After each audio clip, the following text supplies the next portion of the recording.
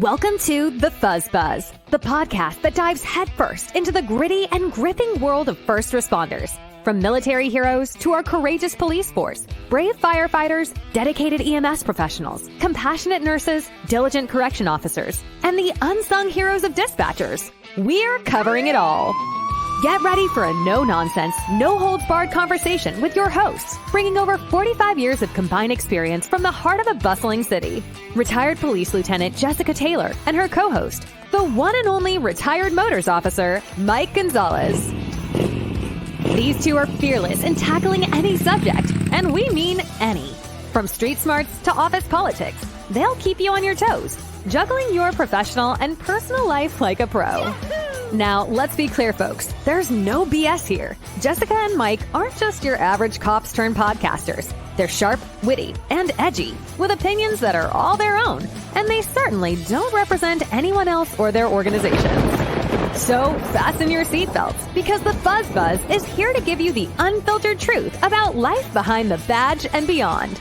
Are you ready? Hi, it's code for 148 North St. Andrews. Fowler heard not speak. Then let's roll.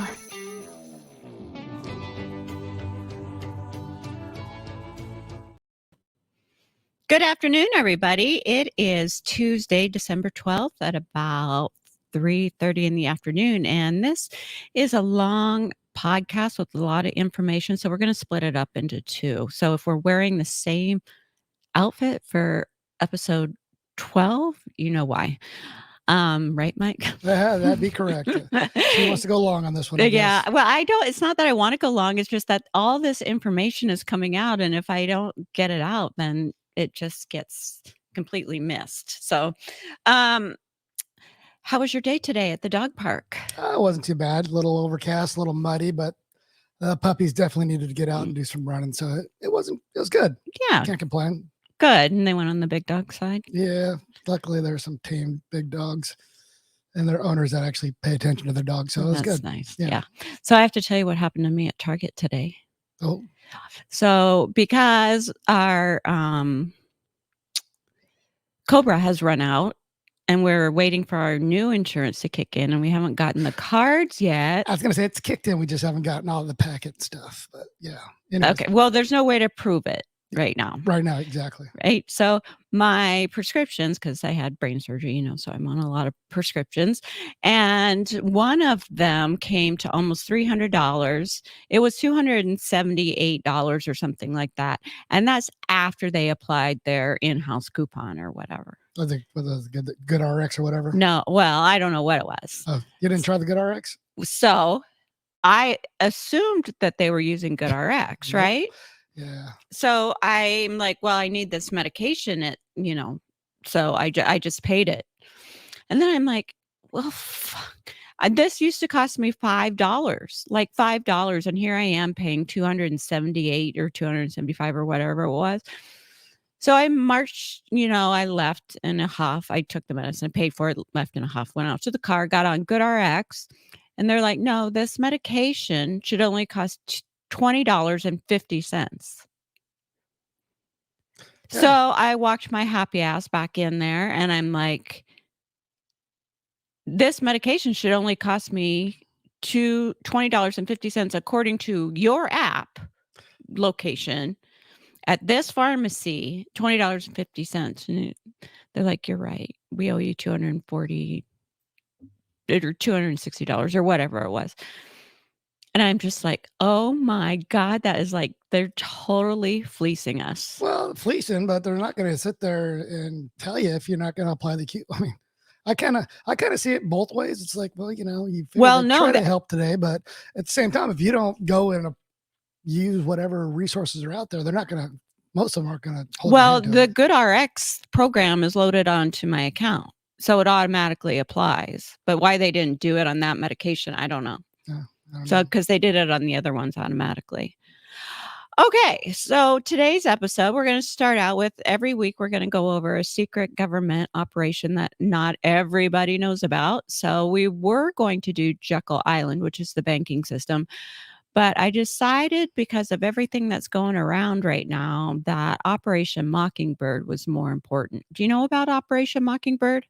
Just hair a little bit from what you've told me, actually. So yeah, you probably know more. Also. Yeah. So Operation Mockingbird, for those of you that don't know, let me just tell you a little bit about it, was a clandestine operation by the CIA during the Cold War era.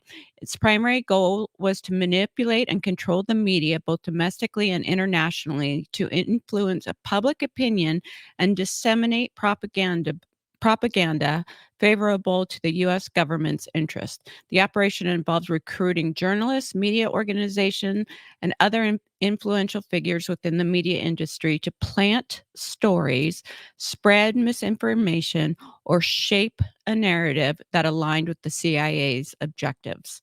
The agency aimed to combat communism, right, to support U.S. policies by using the media as a tool for propaganda and information dissemination. The individuals involved were mainly CIA operatives, along with recruited journalists, editors, publishers, and media executives who cooperated with or were influenced by the CIA's agenda. The operation raised ethical concerns about the freedom of the press and the potential for bias or manipulated information being presented to the public. And in short, that means all what? That means that all of our media, our big media, is owned by 5 companies. Well, I mean, basically, it just says that the CIA is putting out what the media should be saying. As long as they say those keywords over and over again, like a mockingbird, people buy into it. Well, the media is owned by these 5 companies, and they have one message, and that's coming from the CIA. And whatever that message is they all parrot it like a mockingbird, just like you said. Here's a demonstration. News Jessica Headley. And I'm Ryan Wolf. Our greatest responsibility is to serve our Treasure Valley communities, the El Paso, Las Cruces communities, Eastern Iowa communities, Mid-Michigan communities. We are extremely proud of the quality, balanced journalism that CBS 4 News produces. But we are concerned about trouble and trend of irresponsible, one-sided news stories plaguing our country. The sharing of biased and false news has become all too common on social media.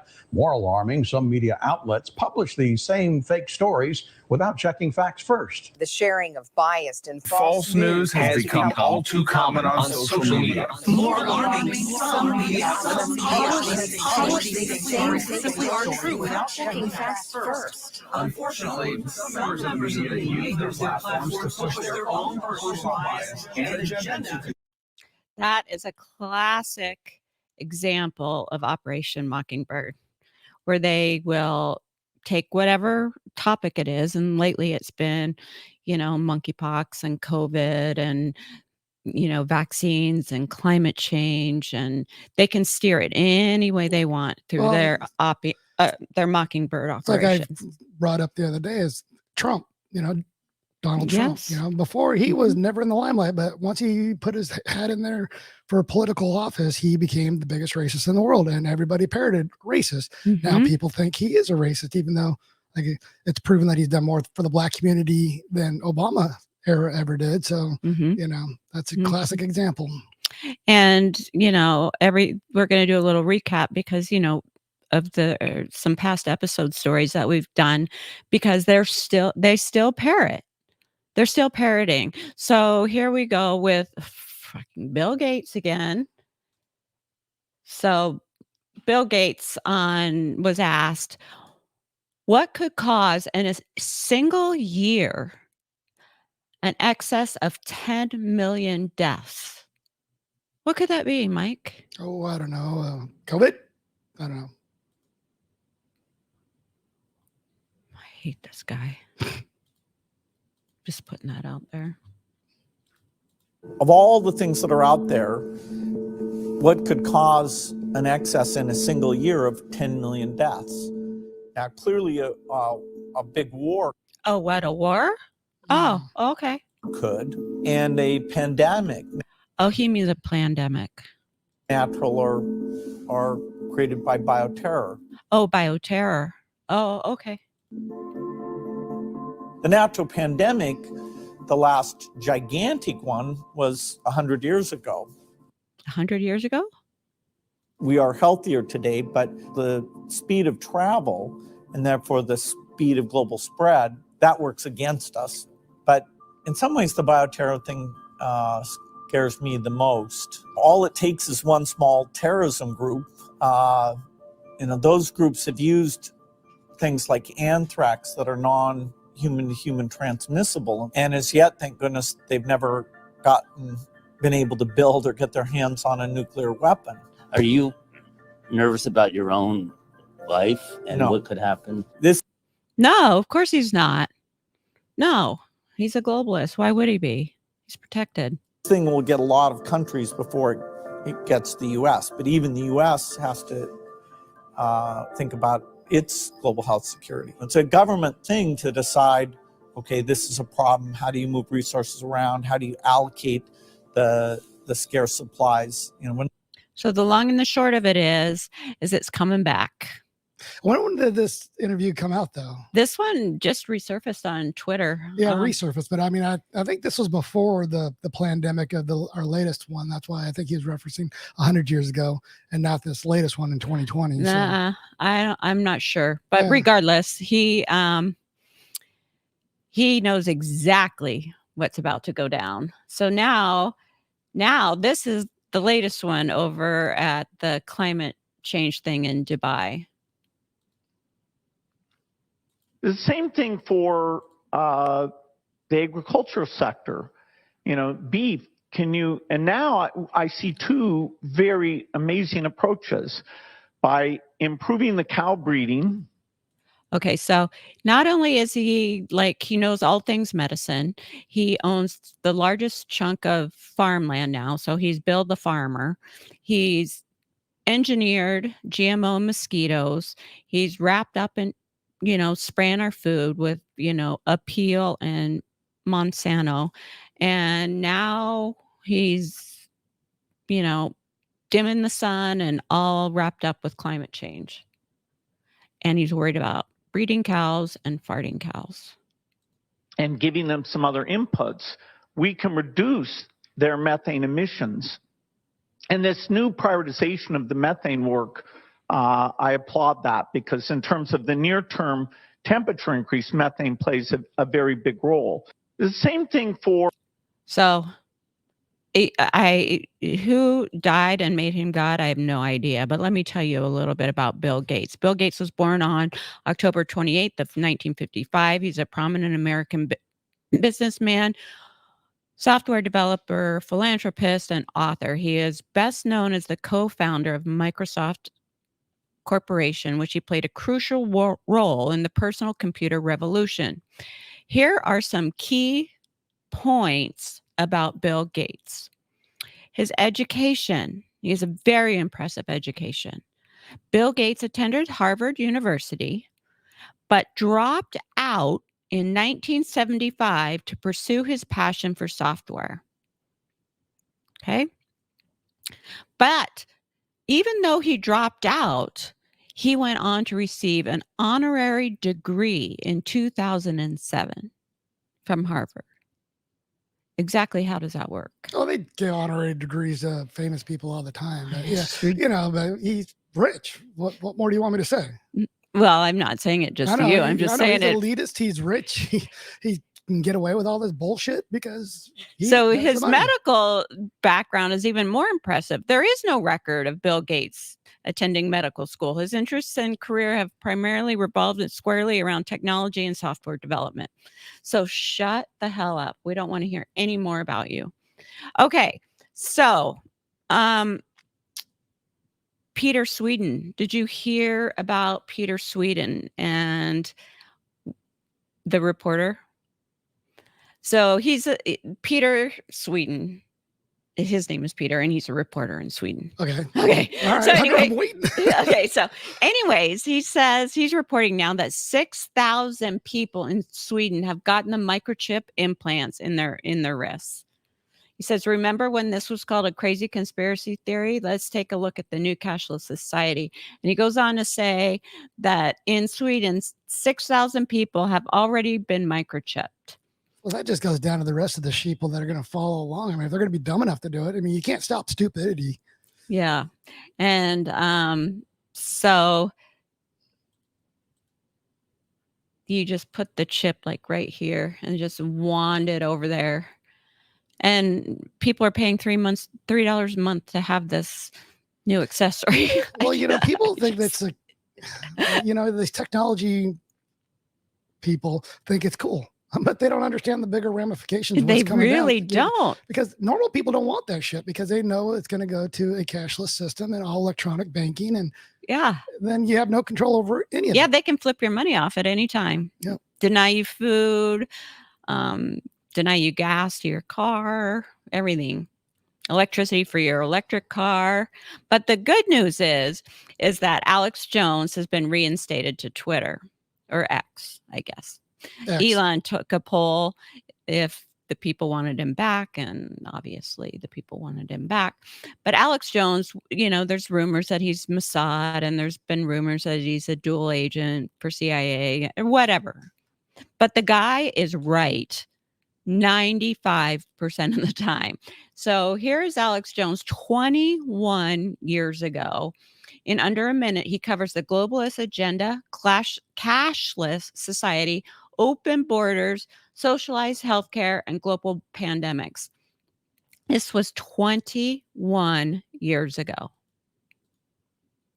And this is why they've tried to silence him so much. Yes, there have been oligarchies throughout history. And yes, today in 2002, there is a tyrannical organization calling itself the New World Order, pushing for worldwide government, a cashless society, open borders, total and complete tyranny. And by creating open borders where there's no national sovereignty and only global bodies that control all the resources, by centralizing and socializing healthcare, the state becomes God, basically, when it comes to your health. And then by releasing diseases and viruses and plagues upon us, we then basically get shoved. Yes, there have been oligarchies throughout history. 21 years ago, he was calling that stuff. Can you believe it? Yeah. Well, like I said, it's out there. We just got to find it and listen to it. Yep, it is. It truly is. But people are recognizing it finally. I mean, like Bongino says, is it bad enough yet? I don't know. Well, even like the open borders. I mean, we're not just talking about the U.S. southern border. We're talking about, over in Europe. I mean, look what's happening over in Ireland and France and all that. I mean, it's everywhere. It's everywhere. Yeah. We only care because we're worried about America, but it's a global epidemic, whatever you want to call it, of mass proportions. Yeah, exactly. But so this was also Alex Jones. I'm not going to play the whole thing, but back in 2009, warning us of medical tyranny. And I thought this was... There's an entire agenda afoot to force the population to undergo different type of medical treatments, namely vaccines. We're seeing a medical tyranny being set up, not just in the United States, but worldwide under the UN and the World Health Organization. Who's behind all this? The Bilderberg Group. They want a planetary dictatorship so they can carry out their forced depopulation agenda, and they want to do it through the medical system. There you have it, folks. Yep, he's been calling it for years. It's funny, isn't that a Jesse Ventura and conspiracy theories? Yeah. He was on there, and look, it's coming true. It's coming true. And Bill Gates, that's he's a big push for all that. He's a part of all that. Yeah, he just spoke about. Yep, he basically runs the World Health Organization. I mean, he's not the president. Tedros is the president or whatever, or lead chairman or whatever, but Bill Gates is the funder of it. Yeah, he who has the money makes the rules. So but people are sick of it, right? I mean, all of it, all of the virtue signaling and the I'd say I don't know how much. Would you say it's 50-50 or sick of it? Would you say it's 75 sick of it? I mean, it's hard to really hard to gauge because most people are scared into silence. That, or they're scared into having to admit they're wrong. Yeah. About the whole system. But I mean, just from them trying to divide us by religion, divide us by race, divide us by, ideologies, all these things, and people are just getting really, really sick of it. So here comes this globalist who I can't stand, Oprah. She's part of the big member of the WHO too. And she has on her show Raven. And I can't remember what show Raven was on. Was that the Cosby Show? Are you Raven Simone? Yeah. Yeah, she's on the Cosby Show. Okay. So anyway, Oprah brings her on the show. And this is what goes down. Labeled. I'm an American. I'm not an African American. I'm an American. Oh, girl, don't set up your Twitter on fire. I'm sorry. What? I'm sorry. My Lord. What did you just say? Stop the tape right now. Okay. I will say this. What? I mean, I don't know where my roots go to. I don't know how far back they go. I can't go on, I don't know how far back, and I don't know what country in Africa I'm from. But I do know that my roots are in Louisiana. I'm an American. And that's a colorless person, because we're all people. I have lots of things running through my veins. I mean, you're going to get a lot of flack for saying you're not African American. You know that, right? I don't label myself. Okay. So I want you to say what you really mean by that. What I really mean by that is I'm an American. That's what I really mean. Whoa. Base. Tired of being. Yeah.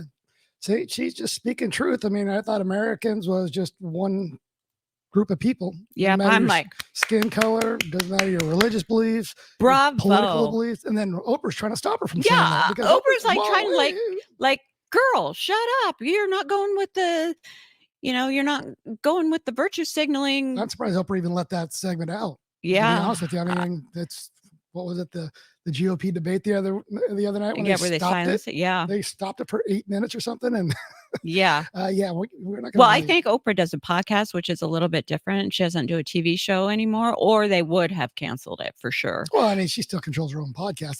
True. Yeah, unless true. Unless she's doing it live like some of these folks do, but even then, I mean, you can still black it out. But I am just so proud of her. I mean, good job. Well, I mean, that's the way people thought back in the 70s and 80s, right? Right. Until all the virtual signaling and the wokeness and the division came upon us. Yes. And there are still a lot of good Americans that believe that. But again, the majority of the voices are silent because they're just doing the right thing. They're working hard, they're raising families, and they're just trying to do their best. Yep. And here we have this crane operator he's done too. He's like, I'm just, no. We are all being played. I get up at 4:45 in the morning and I don't see a sign of the government anywhere. Every single day for 8.5 hours, I exchange my time for labor. I don't see the government anywhere, except for on Thursdays. Thursdays, I get my paycheck. That's when the government shows up. That's when they feel they are entitled to split half of the currency I made for trading my time, my skills, my labor. This goes on throughout the year, where I'm responsible to keep records of all of this. At the end of the year, it's my responsibility to prepare all that documentation for them to review it. They then determine if their cut was large enough. If I don't meet their schedule, I face fines, fees, or the threat of being locked up in one of their cells. I guess some people call this taxation, but it doesn't meet my definition. To me, that sounds a lot more like fraud, embezzlement, and fucking slavery. I think it's proof. Absolutely. 100%. I agree. Yeah. Well, a lot of folks are starting to come along and say that too. It's like America is just nothing but a plantation or a slavery system. It is. That's right. I mean, your income is taxed, and then you're taxed on your food, you're taxed on your gas, you're taxed out your ass. And when you go to repeal those taxes, you as a citizen voting, the government's like, nah, you don't know what you're talking about. We're just going to keep it, and who cares what you want? Mm-hmm. Yeah. Washington's a prime example of that. I mean, there's a lot of problems going on, and it's coming to a head here, this election cycle. So we'll see. Yeah, we'll see. Okay, so let's move on to a couple of police videos. And what would you do in this situation? Let me pop it up on the screen.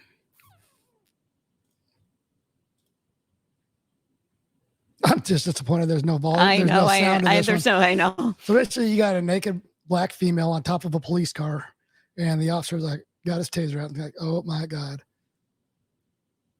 Yeah. There is no sound in this one, but I mean, this is clearly coming from a cell camera somewhere. Oh yeah, and this is the neighbor video in this thing after they got called in.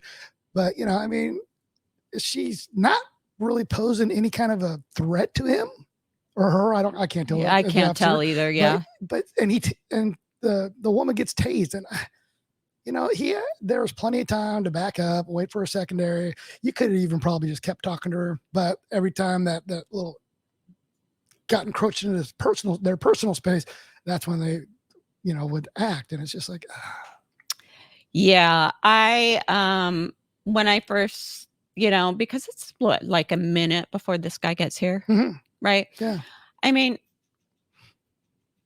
in Seattle, you saw this kind of stuff all the time. I'd have been laughing. Yeah. And you just wait until you have the resources there and try to deal with it with the resources that you've got. Because what's she doing really? I mean, Nothing. She's just standing on the car. And she's just walking around. I mean, like by her demeanor, I would say if there was another officer, you both could have just, did the old elbow down to the wrist, taking the custody. Yeah, and just the gooseneck goosenecker or something. But I just didn't think a taser was necessary. I didn't think any force was necessary, at least from what she had presented so far. But yeah. But it is funny if you play it off. She they cuff her and she goes spread eagle on him. Yeah. She was in full tilt mode. Yeah. I mean, I feel bad for the officers, but it's just like, Yeah, you can't.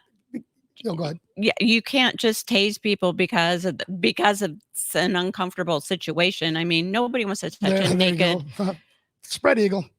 Yeah, I mean, nobody wants to deal with that. No. Do you remember? You don't want to touch nakedness. Do you remember that guy? Oh, I was gonna say if you let it play out, the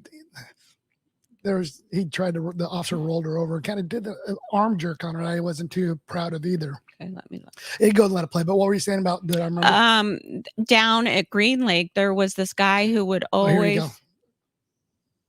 He's trying to roll her over. She's on her back. She's not having it. Nope. She's being dead weight. Well, she's just being a little defiant. But his action is just. I don't think what he did was warranted, or she did was warranted.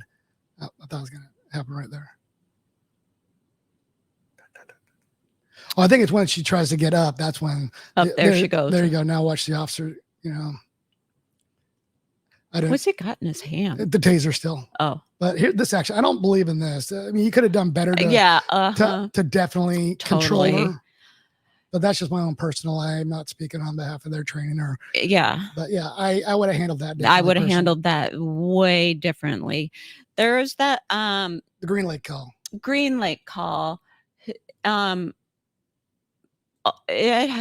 We responded to this guy so many times. It was crazy. He would always just cover himself in human shit. Oh, yeah. And even then, you just have to deal with it. I mean, she was not really, besides obviously in some kind of mental distress. Yeah. But was she a danger to herself? We didn't say. Was she a danger to others? Definitely. I don't think so. I don't think so. Was she a danger to personal property destruction? No. And, she definitely, intervention was needed, but go ahead. Don't think that was quite it. That is not how I personally would. I would have handled it either. I would have just laughed and I would have basically spent to the end of the moon talking with her. And figure out, you got all day, right? What did they say? Like, time is your best ally. Mm-hmm. Yeah. Just wait it out. She'll get down. Yep. Or she'll come down off of that high she's on. The emotional spike, they kind of go right. At a high, low, then So catch her on a low. Okay, so here is in West Haven, Connecticut, a suspect shot by an officer wounded another officer who was trying to disarm him. So let me read the description to you. December 1st of 23. West Haven police officers were dispatched to apartment C2 in West Haven on a domestic violence complaint. At that location, the police spoke to the complainant, who reported that 33-year-old Hovan Washington had attempted to strangle her and would not let her leave the apartment. Police went to a bedroom in the apartment and spoke to Mr. Washington, who was in bed. Officer Cody Bacon informed Washington that he was going to be taken into custody and asked him if he wanted to put on a pair of pants. Washington got out of bed and was moving toward a closet when he suddenly turned and reached under the mattress for a gun. A struggle ensued, during which Washington fired one shot, striking Officer Bacon in the leg. Officer Alex Tremiski then fired multiple shots, striking Washington. Officers on scene provided medical aid to Washington and requested EMS services to respond. EMS reported took Washington to the hospital where he was pronounced dead. The police transported the officer for treatment to the gunshot wound to his upper leg.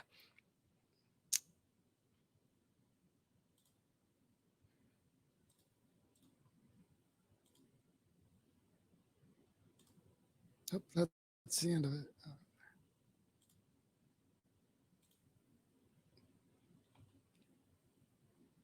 Pants or something? Everything is over. Yeah, go grab. I would suggest like some sweatpants, you know what I mean?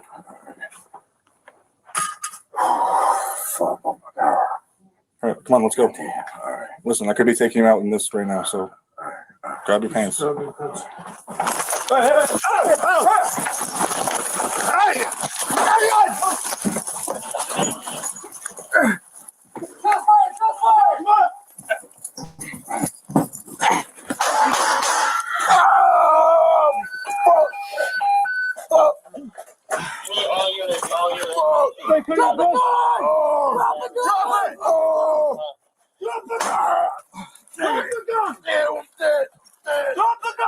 Drop the gun.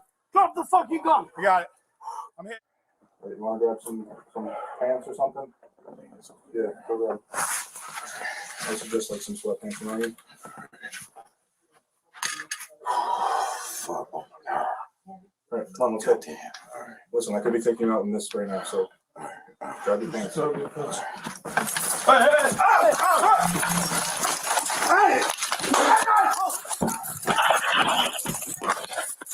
Shots fired! Shots fired!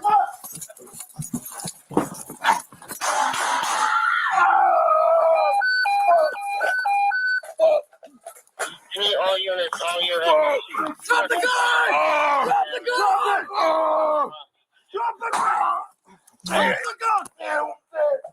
Drop the gun! Drop the gun! Drop the fucking gun! You got it.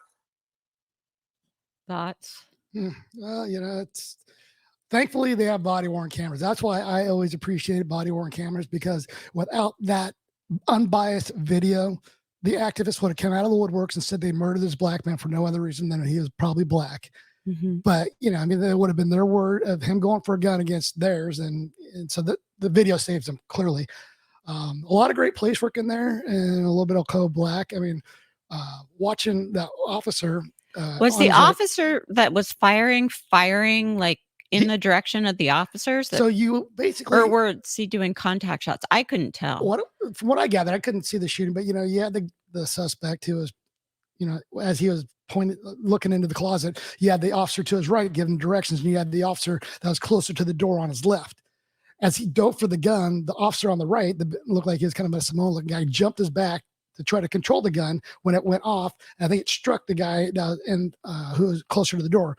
Well, the guy who was closer to the door ended up on top of the bed above him, and I think that's where he fired the shots down into him in a controlled manner. Okay, so he was firing down and not like just willy-nilly everywhere. No, but if you notice, what great police work was that the first officer who was on the right, you could see he took the gun out of battery so that the suspect couldn't fire that gun any longer, because you saw the gun, he heard the shot come off, you saw the laser go across, and then you saw him actually take the gun out of battery, which was smart. I mean, he was basically couldn't get to his weapon, I'm guessing, so he at least did the next best thing and jammed the suspect's gun, which was just an amazing move. Yeah. And then truly. Then you could see though at the end when everybody yelled, "Drop the gun!" The one officer had the gun, that same one who took it out of battery. He had it in his hand when they were still yelling at him to drop the gun. It was like, okay, that's when you take a deep breath but good police work though. I mean, and that's how quickly it turns. That's how quickly it can turn in those tight spaces too. Mm-hmm. Okay, so this next video. Suspect disarms officer and shoots him in the leg with his own gun. Officer returns fire with his backup gun. Most officers do not carry a backup gun. The cops says, "I'm good." The shot cop says, "I'm good." The other cop says, "You're not good." Yeah. They didn't even realize he was shot until he put it out over the air. So Right. You'll catch that at the end. Yeah. So let me blow it up for you. This is at Burger King. They didn't want it his way. Yeah, he should have gone to Jimmy John's. All right. But again, this is how fast it changes. You're in the bathroom? I don't know. Oh, no. You don't know. Hi, buddy. What are you doing? Oh, nothing. No. You're going to go. How many times have you been in that exact situation? Oh, yeah. You know, and 99.9% of the time, once you gaff them up by their wrist, they're compliant. But there's that hundreds 1%. or thousands even. Oh, yeah. Yep. Yep. I mean, I swear to God, man. Hey, nigga, I'm about to die. Is that what we're doing? I'm about to die.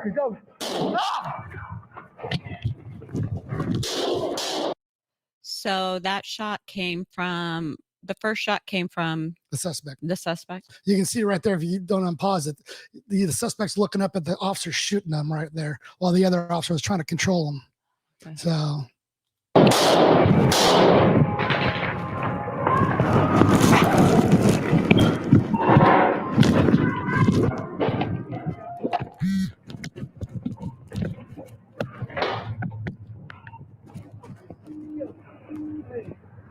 Please active duty 2-1 Salem.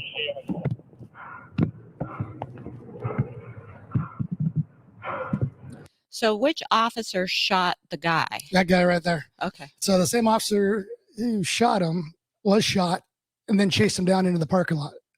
So you got two people shot and they're still going, look how far they made it, you know. So. And so the guy that wasn't shot, the officer that wasn't shot was the last one out of the... Yeah, he was the one on his back that was holding onto the guy's arm. Then once they broke contact or got away, he was the one left on the ground, picked up, I don't know if his own gun or his partner's gun, but you saw him pick up a gun and then follow. Right. You got cops? Yeah, I'm trying to get on your stuck, bro. You ain't fucking around with this no more.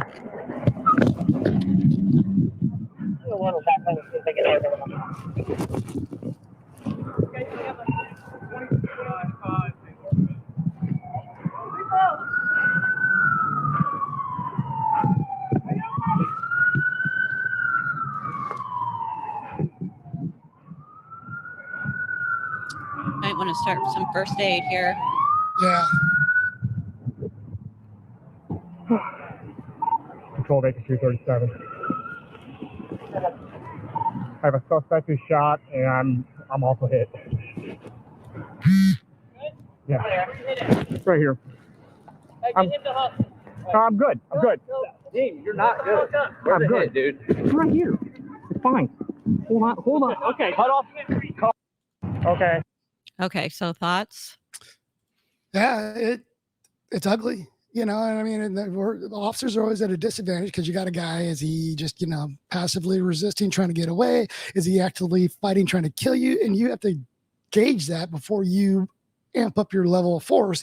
And so, suspects always have the upper hand because you're trying to gauge what they're trying to do when they already have the intent of and know what they're going to do. And so they're behind the 8 ball and, they made a bad situation. They made it work for them. So unfortunately, an officer was injured. Yeah. But, it was good.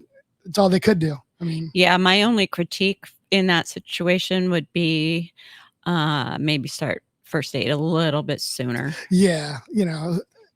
The sirens coming in, but yeah, I think. Yeah. I mean, they were standing around. I mean, it just, the optics of it, Exactly. just alone, just the optics of it. You could see the suspect bleeding on the ground through his white t-shirt.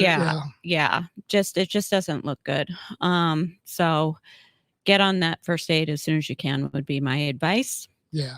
Okay. So going back to the naked lady on the car, right? Mm-hmm. You have all day to just wait it out and just get your resources there.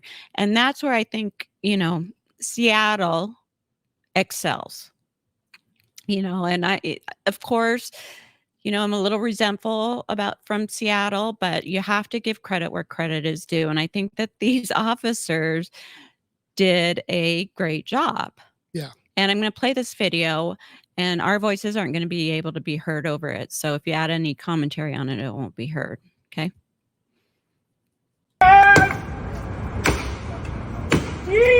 Diaz!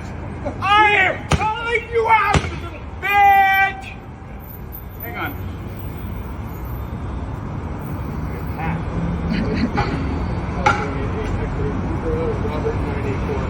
Hey, it's your rental. No, it's step over here. All right. Drop the bat. Like those things are. Just drop it. Sit down on the curb. Hold on. That's that rental wrist. Sit on the curb for now. We'll get there. Huh? Go to the car? Go to the car. Fine. Call fine. All right. Go to the car. Are you? It's your car? What's going on, man? You can read that, can't you? That's what's going on. Hey, baby. Where's your call? I wanted a case number. Let's get it. I can give you a case number? No. Starting with a new one. You want a new one? Yeah. We got one now. What's a weird day today, bro? What's going on? I try to grab my phone. Yeah, what the fuck, bro? You can shoot me in the butt if you need to. What? I would prefer we both just have a conversation and go from there. That's good. You can do what you do and follow your procedure. Have a good one.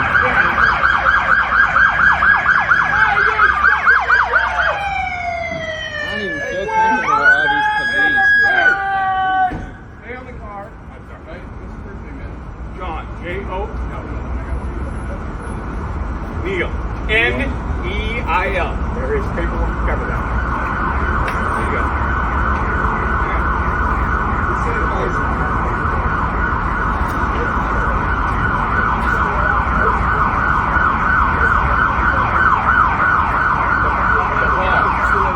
That's all right.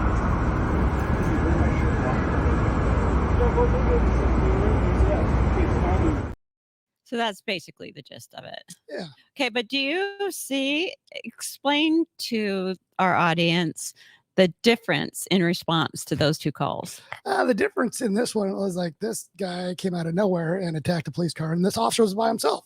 And he had a bat. And he had a bat. So there was like, a weapon, you had, malicious mischief, felony property damage. And the officer knew what was going on. He knew his own surroundings and he knew himself. And he basically gave verbal commands. He didn't try to go hands-on by himself. As long as the suspect wasn't making any dangerous moves towards him and compliant, there's no wait. You got all the time. Like you said, you have time is your ally. Time is your ally. You have till sundown.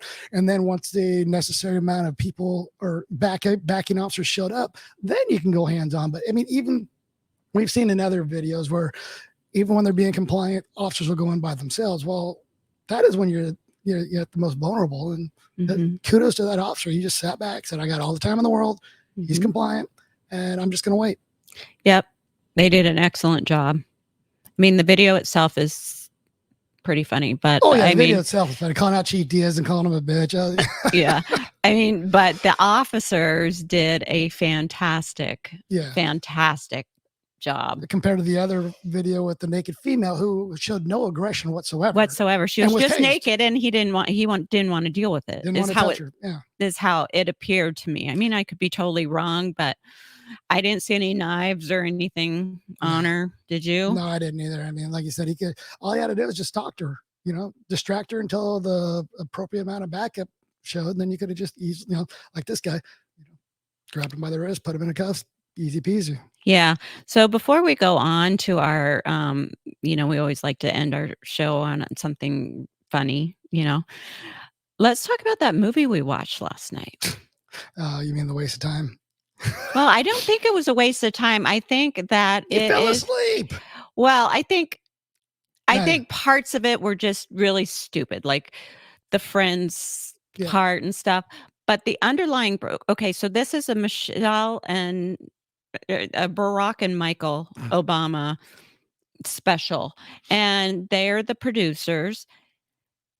And they know something that we don't. Oh yeah, they dropped some solid, very nuggets. solid nuggets of what's coming down the pike. Now, I'm just going to go off on a tangent here for a second. What was the name of the movie? The name of the movie was called Leave the World Behind. It's on Netflix. There's Ethan Hawke and Julia Roberts. Julia Roberts, yes. And the plot is about a cyber attack that shuts down all the power and cripples the United States. Predictive programming, because they've already had an exercise called CyberGon or cyber something, where they, just like they did for COVID, they are prepared for, they want us to be prepared for it. So here comes this movie by the Obamas. And let me pop this up on the screen. See if I can get it to play.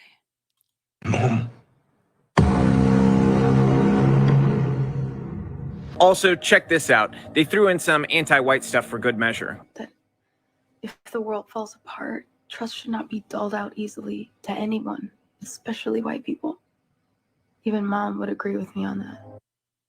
So let's watch that from the beginning because we didn't catch the whole All right, y'all have to see this. Tell me this is not predictive programming. I'm about to show you a video from the World Economic Forum from last year predicting massive cyber attacks that'll be worse for us than COVID and it'll bring down everything. And then I'm going to show you a clip from the new movie that the Obamas produced. Yes, those Obamas, Barack Obama.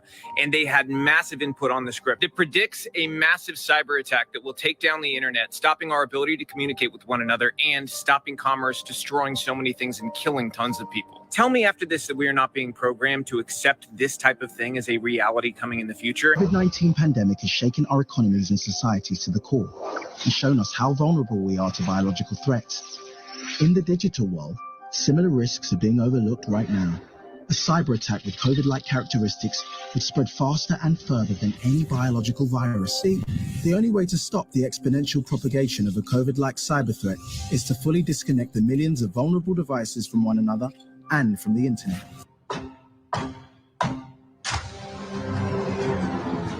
So sorry to bother you. You must be Amanda. Why did you come here? In my line of work, you have to understand the patterns that govern the world. It can help you see the future. And I knew something was coming. I don't understand. What do you mean?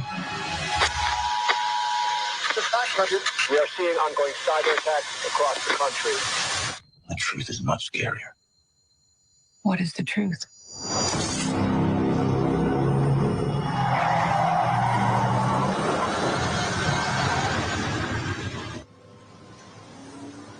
Aren't you the one who always said, if you're not paranoid by now, it's too late?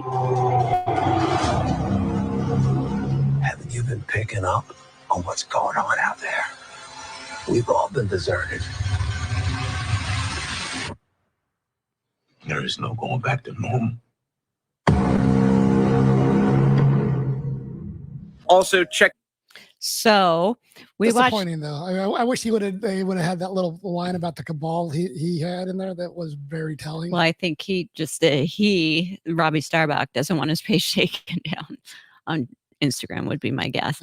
But he basically says, this guy, right, that the black guy, isn't he some kind of financial? Yeah, he's a financial advisor. And does stocks for his he clients. watches the stock market, and when they start to sell or buy or whatever, he knows something big is about to happen, especially when it's the movers and the shakers that are buying and selling. The mover, the shakers involved in defense contracts. Yeah, in defense contracts. And so that's how he knew it was coming down. So, believe what you want. And I get it. I didn't want to watch it either because I don't want to give the Obamas any money or anything, but I like to be prepared. Mike thinks I'm crazy. Well, no, I mean, there's like 3 good nuggets in there in an hour and 45 minute worth of crappy acting. Sorry. Right. No, it's like if I thought it was going to be like just boom, boom, boom all the way through. And I'm like, yeah, I was in it more for the message, but it's really scary if this really happens. What will happen? All airlines are going to crash and these ships lose navigation and these self-driving cars can't. All right, let's get to the fun wait, stuff. can't stop. I will in just a second.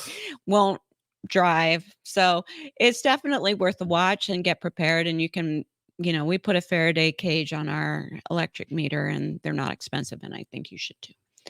Okay. So moving on to just funny shit. There's just, nothing else you can say about it except that it's funny. So here we go.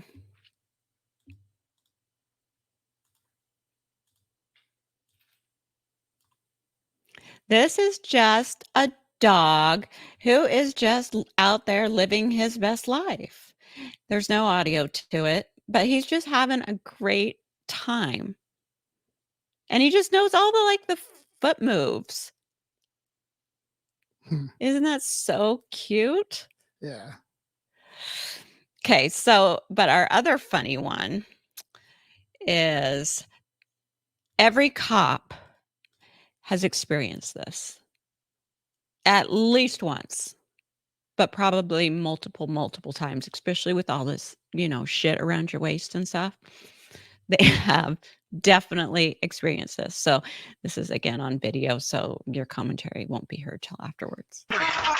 Oh, what is it daylight? Oh, God. Is it tomorrow? Oh, dude. Here, I got it. Hurry. Hurry, dog. I got it. Oh, God, I'm going to shit in this leotard. Oh, wait. Drop the fucking key. No shit. Wait. Oh, door. Wait, that one. Oh, God, it's happening. That one. Oh, it's happening. Oh, God. Oh, God, I'm going to go shit in the yard.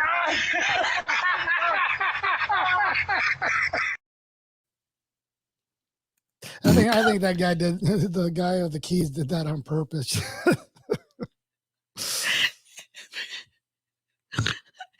Every cop has been in a Code Brown situation at least once. I've never been to that extent, but yeah, I definitely was like, okay, I got bubble gut going and it recycled on me, but yeah, I definitely had to get back in a hurry. Yeah. Oh my God, that just makes my eyes so funny. I don't think I've watched that any less than 50 times. Anyways, you guys, that'll wrap up this episode. If you'll please like and share and ring the bell for notification.